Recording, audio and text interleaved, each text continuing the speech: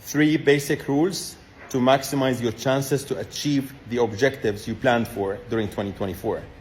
Number 1, if you didn't get started, you didn't finalize your plans, just get started with what you have. You will figure out things as you move forward. Number 2, make sure in a very realistic context, you understand what kind of sacrifices, what level of compromises, how much time, dedication, focus, commitment you need to make in order for you to achieve the objectives you set for yourself. It doesn't matter whether your objective is big or small.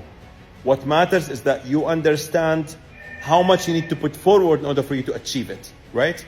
And you sign a contract with yourself that you will put forward whatever it takes in order for you to achieve it. And number 3 is the accountability all the way to closure.